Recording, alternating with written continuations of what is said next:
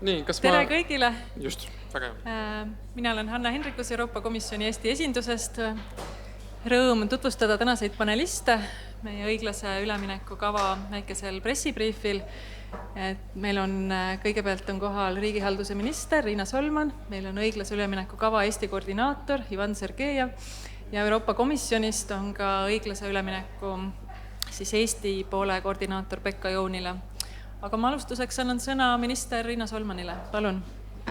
Aitäh, head ajakirjanikud, kes te kõik olete veel siia jäänud, et täna on tõesti rõõmus päev, et jagame seda rõõmsat elevust teiega ja positiivseid uudiseid ja kõigepealt suur tänu kõigile minu kolleegidele Rahandusministeeriumist ja loomulikult Euroopa Komisjoni esindusele Eestis ja kõikidele, kes on 2 aastat näinud suurt vaeva, et me tänase rõõmsa uudiseni oleme jõudnud. Aga nüüd veidi siis tausta õiglase ülemineku kavandamisest Ida-Virumaal Euroopa Liidu vahendite toel. Euroopa Liidu poolt loodud õiglase ülemineku mehhanismi eesmärk on toetada majandust, tööturgu, inimesi ja keskkonda nendes piirkondades, mida ootavad ees olulised sotsiaalmajanduslikud väljakutsed seoses Euroopa Liidu 2030 energia- ja kliimaeesmärkide ja 2050 kliimaneutraalsuse saavutamisega.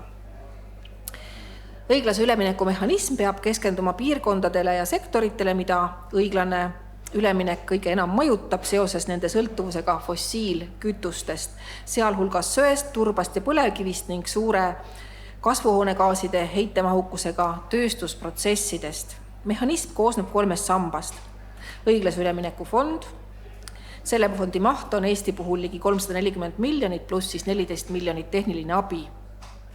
Eesti saab teiste Euroopa riikidega võrreldes ühe elaniku kohta kõige rohkem raha.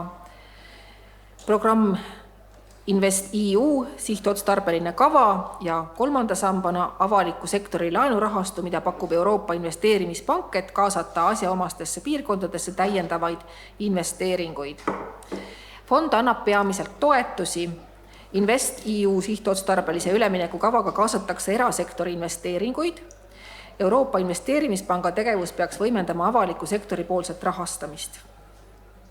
Ja fondi kaudu antav toetus keskendub kliimamuutustest kõige enam mõjutatud piirkondade majanduslikule mitmekesistamisele ning nende töötajate ja tööotsijate ümberõppele ja aktiivsele kaasamisele.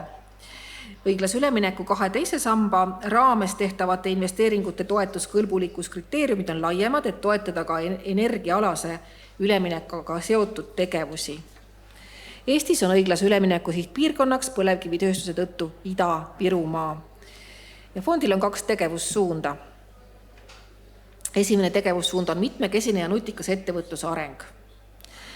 Selle alt plaanime rahastada selliseid asju nagu Ida-Viru suurinvesteeringute toetus, Ida-Viru ettevõtluse teadmusmahukuse kasvatamise toetus, ettevõtluse mitmekesistamise tugiteenused ja taristu, väikeettevõtluse toetus, töölt tööle liikumise ning töötajate ümberprofileerimise toetused põlevkivisektori töötajatele, täiendkoolituse mahu suurendamine ning uute tasemeõppe õppekavade arendamine ja käivitamine kutse- ja kõrghariduses. Kokku on siis selle meetme summa 273 miljonit eurot.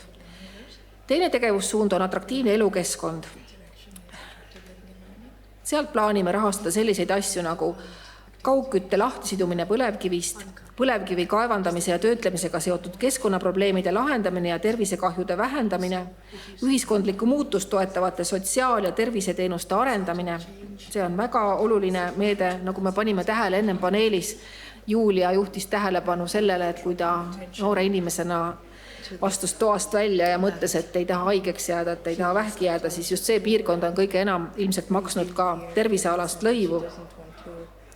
Siis siin samas on kohaliku omavalitsuse investeeringud teistes abikõlblikes valdkondades, piirkondlike algatuste toetus õiglaseks üleminekuks ja sellest fondist toetatakse töökohtade loomist, teadusarendust ja motivatsiooni.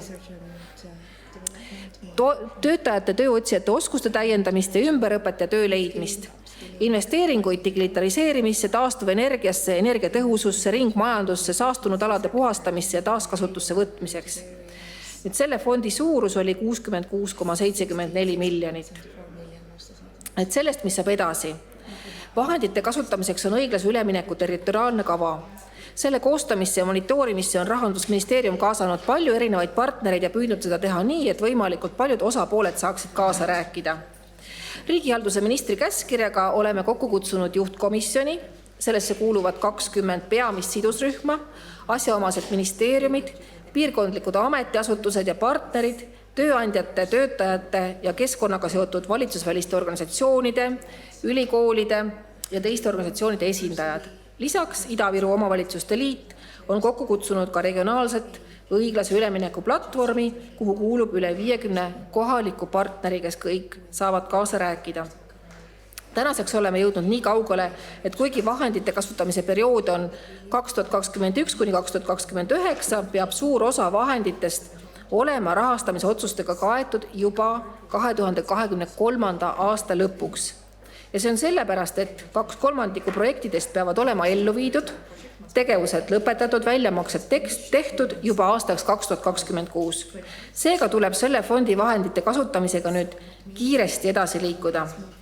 Aitäh minu poolt ja me jätkame pressikonverentsiga ja anname sõna siis edasi. Aitäh, meil tegelikult rohkem statement ei ole olnudki plaanis, et lähme kohe küsimuste juurde. Kas on koha pealt küsimusi?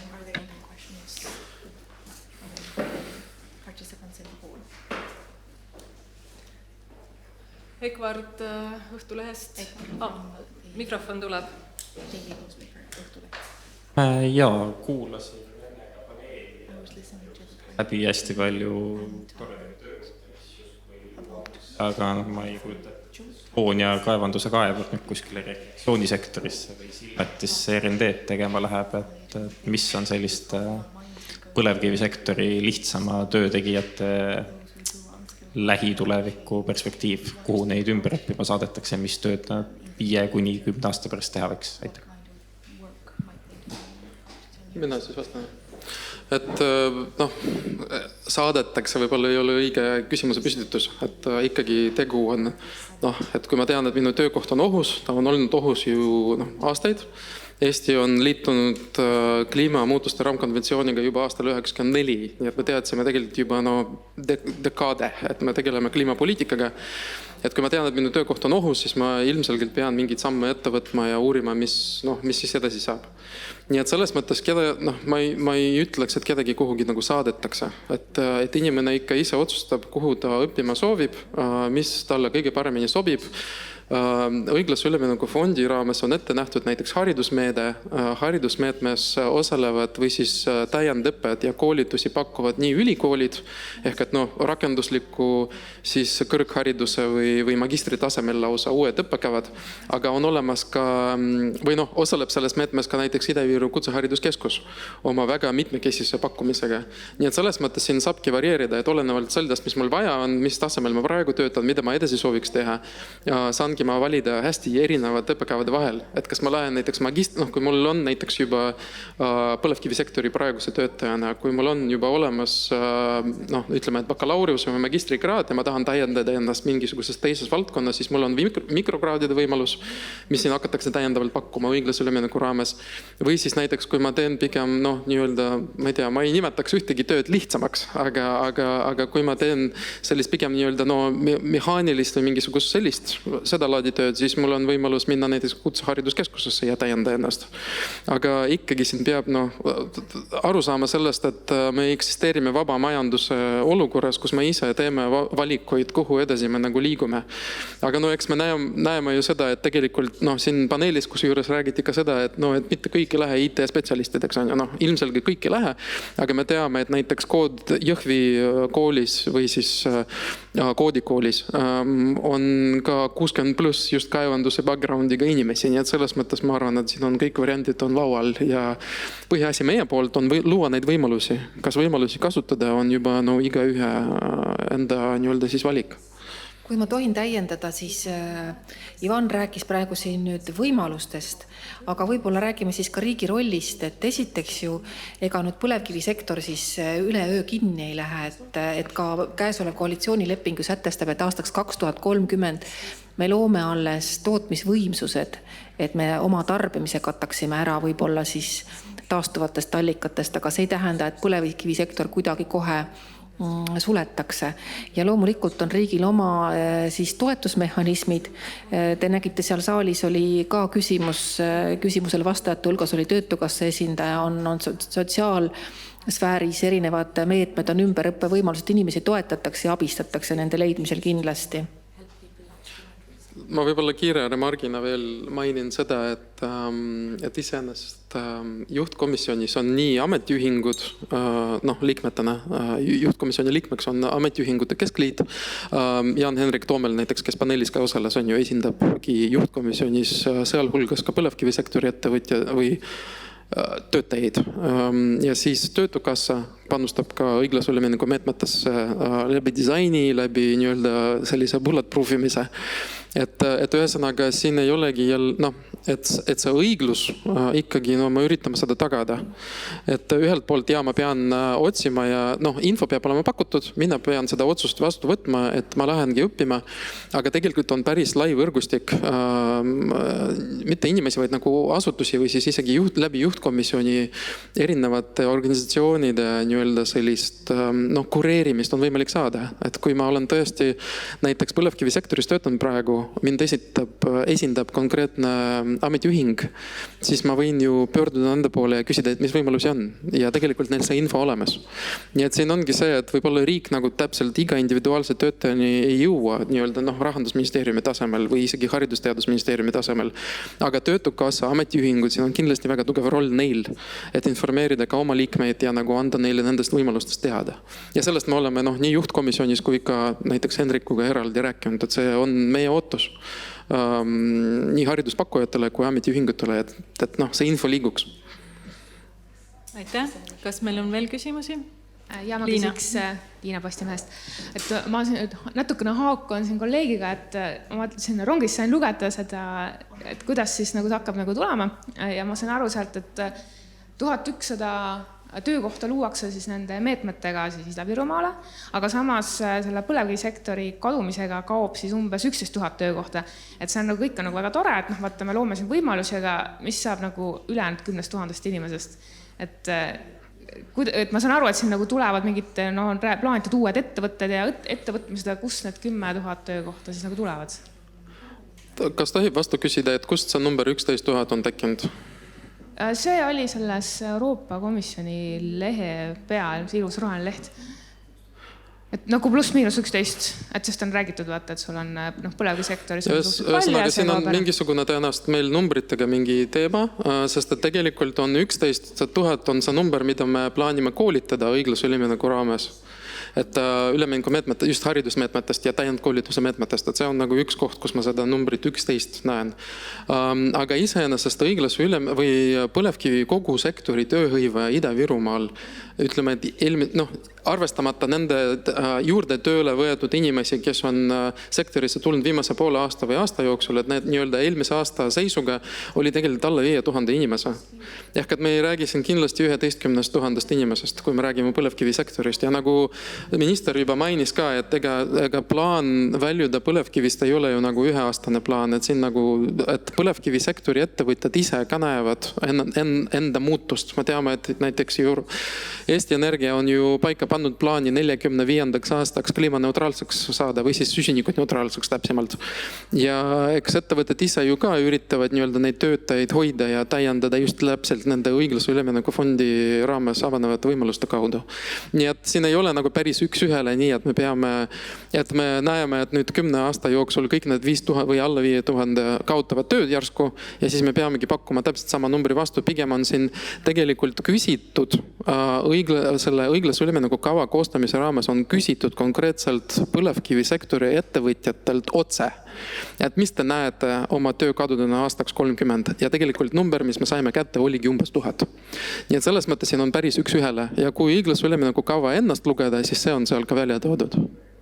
Aga kui palju te olete siis vaadanud, et siin on juba käis ka paneelist läbi, et juba rahvas nagu vaikselt juba tahab neid meetmeid siin kasutusele võtta ja tahab juba rahasid ja mingi 20 ettevõtet pluss on juba tulnud. Et mis ettevõtted on, et mis laadis siis need suurettevõtted seda toetust hakkavad saama? ettevõtet konkreetselt. Et vaata, see käis 20+ juba on küsinud seda suurt toetust ja tõenäoliselt keegi ikka hakkab saama ka, et mis laadis need asjad on. Soovin sinna vastata.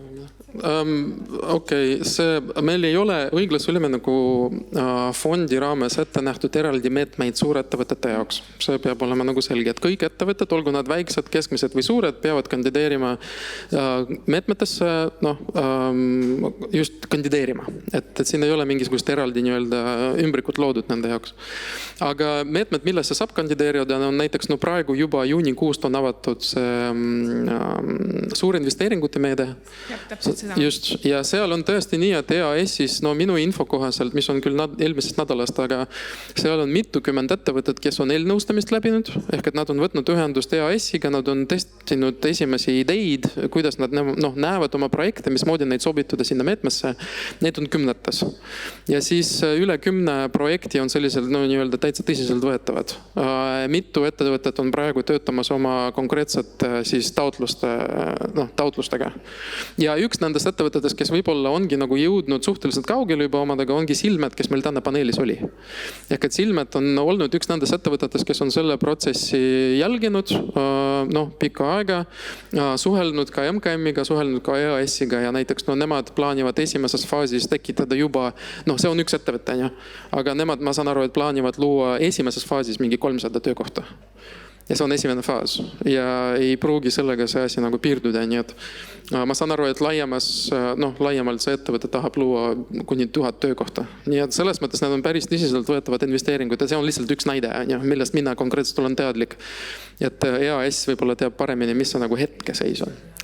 Kui ma nüüd siin tohin täiendada veel, et Ivan rääkis sellest, et ta suhtleb siin ühe teise ettevõttega, tegelikult Rahandusministeeriumil on ju kogu sektoriga väga tihedad kontaktid ja kogu selle õiglase ülemineku kava kokkupanemisel osalesid ju ettevõtjad, et piirkond on väga teadlik sellest ja ise ootab ka tegelikult arenguhüpet.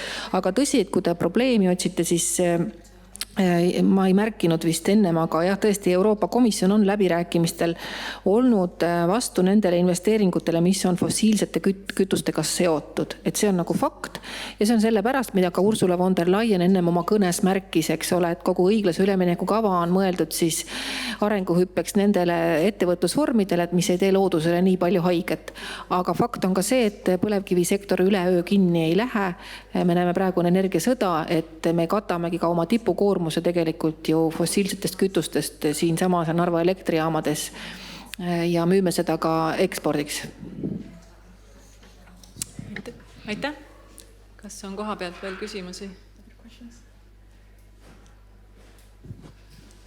Jaa, mul on küsimus Pekkale. I have a question for Pekka. I will ask it in English. It's easier this way.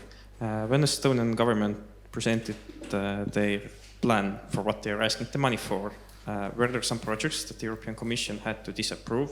And if so, what were those and for what reason were they disapproved? Thank you for the question. The Just Transition Fund regulation defines what kind of projects or what kind of measures and interventions are possible from the Just Transition Fund. The fossil fuel exclusion is quite strict, and it rules out all the projects that include fossil fuels. There are also other requirements for the projects that they need to respect the Fit for 55 European climate law, and these are described, for example, quite in detail in the staff working document for the Just Transition plans. And Commission follows quite strictly all these regulations and legislation in force, and with the assessment of the projects or indicative list of, for example, the bigger projects for non-SMEs, the Commission has decided to rule out some of the projects that were proposed by Estonians. And this has been through quite a rigorous process within the Commission with all the services included, and therefore some of the projects had to be removed in order to be able to approve the plan at the moment.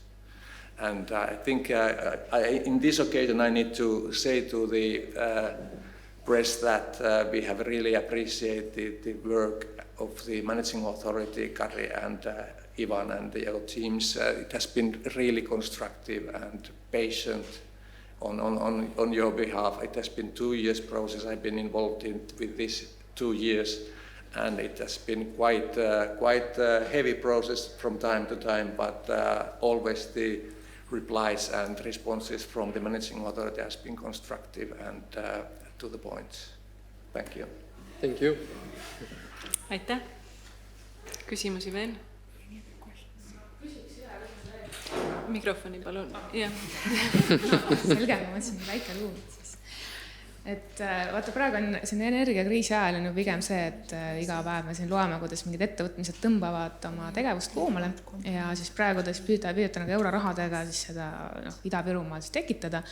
Aga samas me oleme ka kuulnud tegelikult siin viimaste aastate jooksul, et on olnud ka välisfirmasid, kes on öelnud, et me tahaks tulla Eestisse, me tahaks tulla siis Ida-Virumaal.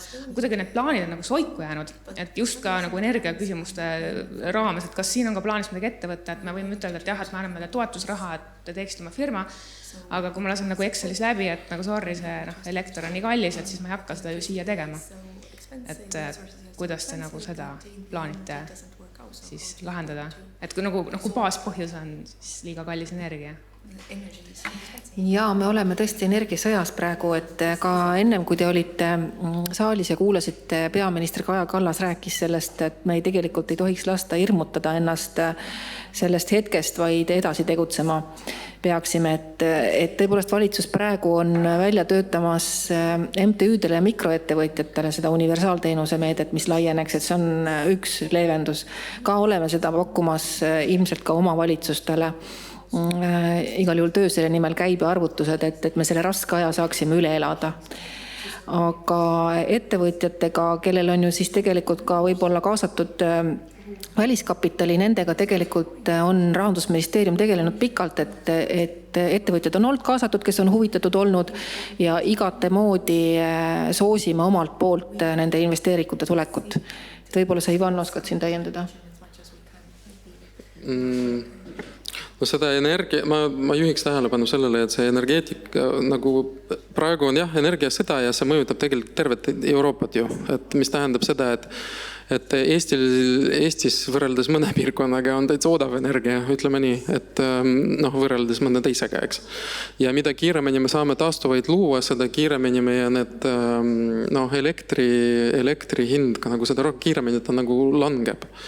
Nii et siin selles mõttes, nagu kui konkurentsi aspektist vaadata, siis tegelikult terves Euroopas on praegu nii, tegelikult üle maailma on praegu päris raske energeetikas. Nii et see ei ole mingi asi, mille pärast just Ida-Virumaal peaks mingisugune investeering ära jääma. Tegelikult investeeringud Ida-Virumaale on pigem olnud selliseid, et siin ongi nagu mõtet teha energiamahukaid investeeringuid, sest et siin on jaamad praegu tööl ja jaamadel on täitsa aktiivsed plaanid, kuidas üle viia näiteks või üle minna taastuvatele kütustele või kuidas nagu oma seda nii-öelda mahte kasvatada just taastuvenergia mahte. Ja näiteks siin Narvas on ju võimalus üldse elektrit saada ilma ülekandetasudeta, mis on tegelikult päris hea argument mõne ettevõtte jaoks. Nii et siin ei ole kindlasti seda, et nüüd Ida-Virumaa kuidagi on eriliselt nagu halvas olukorras sellega seoses. Ja siin me peame kõik taluma mõnda aega seda, mis toimumas on. Aga ja siis, eks need investeeringud tulevad ja ju igalt poolt üle maailma, et need meetmed, mis õiglase ülemineku raames on kehtestatud, need tingimused ja need toetusmäärad, selliseid ei ole Eestis varem olnud. Et selles mõttes siin on ikka tõsine kaalumine käib päris mitme ettevõtte puhul, et okei, et kui me saame siin piirkonna saada endale Capeksi maha või madalamaks kapitaaliinvesteeringuid, siis me saame tegelikult tugi või meie ei saa võib-olla, aga me kanaliseerime oma huve näiteks läbi Haridus-Teadusministeeriumi või läbi Töötukassa koolitustesse, et meil on näiteks vaja nagu selliseid spetsialiste ja nii palju ja selliseks kuupäevaks on ju, see on super boonus. Ja Ida-Virumaal toimib väga hästi ka Ida-Viru investeeringute agentuur, IVIA, endisena nimi oli tal Ida-Virumaa tööstusalad, eks, et kes tegelikult aitavad suurinvesteeringutel maanduda siia piirkonda, ehk et on olemas täitsa infrastruktuuriga välja arendatud tööstuspiirkonnad või tööstuspargid ja on olemas ka inimesed, kes aitavad nii ehituslubade taotlemisega kui muude aspektidega ja ka värbamisega tegelikult. Nii et siin on selles mõttes just tööstusinvesteeringute jaoks Ida-Virumaal ikka väga hea infra olemas küll. Ja võib-olla kui ma täiendan, et oli mure, et põlevkivisektor, et kui pikalt ta võib-olla veel vältab, siis me alles oleme algatanud ju Liivi lahte Eesti Energia meretuulepargi eriplaneeringu. Et see kõik võtab aastaid aega, kuni me jõuame need taastuvad tootmisvõimsused välja arendada. Et senikaua tegelikult inimesed siin oma tööd ja tegemist jätkavad.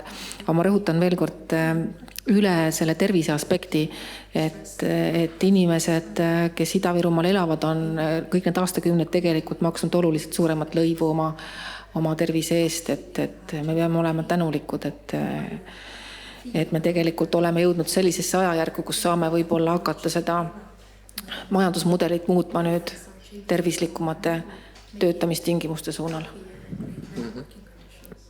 Aitäh! Kas on veel küsimusi? Jaa, tervitus kõigile. Ma pean tunnistama, et ma kahjuks ei jõudnud teie seminaril osaleda, aga ma olen nipet-näpet kuulnud siit ka intervjuudest. Kas te võib-olla võtaksite korraks kirjeldada või isegi fantaseerida, et kui nüüd see fond ühel hetkel lõpetab oma tegevuse, milline on see kohapealne olukord, milline on Narva, milline on Ida-Virumaa? See on ikka päris pikk vastus, et ma ei tea, kas me julgeme siin fantaseerima hakata, et muidu läheb... Ennistada on lubatud, jah. Ennistada on lubatud. Aga ma ei tea, äkki vaatame vähemalt mingit valdkonda või nagu üldse terve maakond või, et Kui palju elab pärast selle fondi lõpetamist, kui palju elab inimesed Narvas? No ütleme nii, et demograafilised tendentsid on sellised, nagu nad on. Ja Narva kindlasti ka edaspidi oma elanikonda kaotab. See on nagu fakt. Ja õiglase ülemineku investeeringud aitavad seda protsessi pigem piidurdada. Ja ütleme nii, et kui unistada, siis mina unistaks küll, et 10 aasta pärast Narva enam elanikonda ei kaota. Ma arvan, et see oleks nagu päris ambitsioonikas unistus tegelikult. Ja üks oluline aspekt on see, et nagu siin ka Erik Gamzeev kohaliku ajakirja see Põhjarannik ükskord kirjutanud on ju, et üks väga eestimaine või selline isamaaline asi on tulla Ida-Virumaale elama.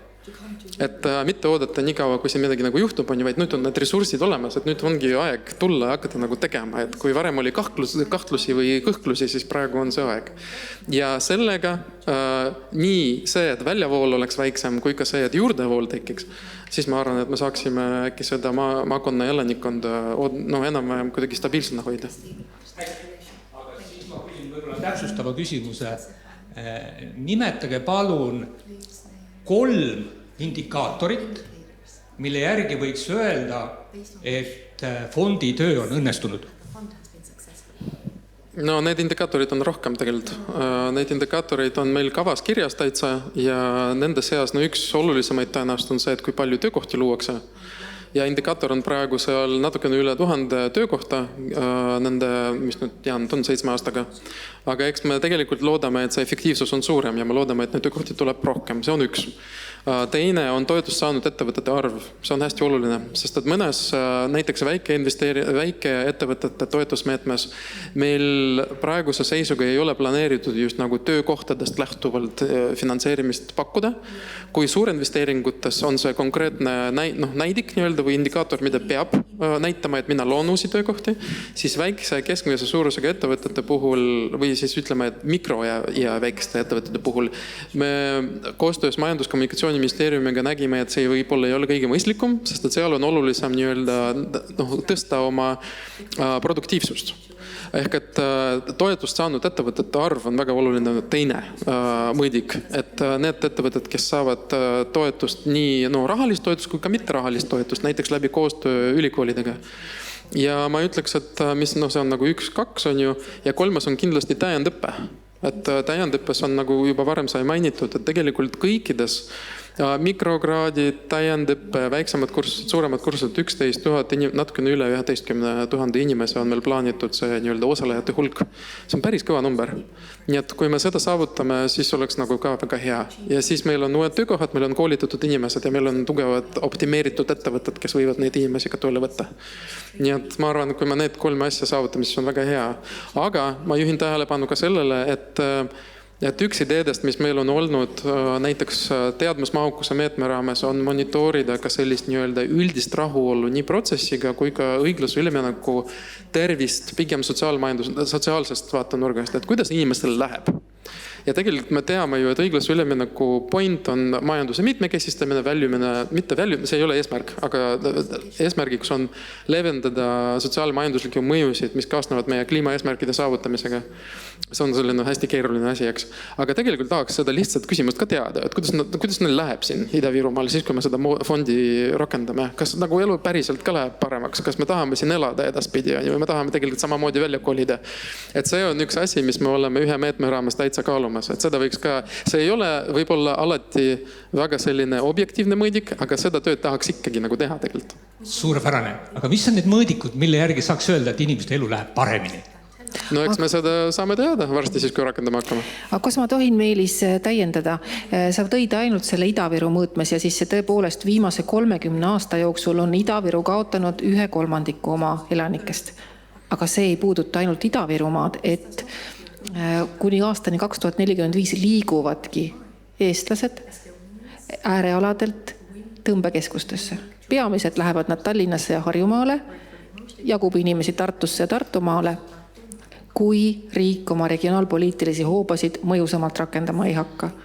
Ja meie huvi siiski on, see on enne kõike ka julgeolekupoliitiline mõõde, et inimestel oleks üle Eesti võimalik elada ja töökohti saada. Ja Ida-Viru on selles mõttes täna esiplaanil, kuna siin on ka teistsugused aspektid, sotsiaalmajanduslikud probleemid ja inimesed on siit just nimelt kõige enam välja rännanud. Et see ei puuduta siis ainult seda fondi, vaid kogu Eesti riigi regionaalpoliitikat. Ja regionaalpoliitikat ei tehta ainult Euroopa Liidu meetmetega, aga on ka riigil enda hoovad ja oma fondid selleks olemas ja meetmed. Aitäh. Ma vist tõin 3 tükki täitsa välja. Ja siis ülejäänud mõõdikud saab lugeda õiglase ülemineku kavast peatükk 4. Aitäh kõigile. Tundub, et sellega võime tänase briefingu lõpetatuks lugeda. Jah, aitäh teile. Aitäh, et jõudsid siia kohale ja siis palju õnne meile.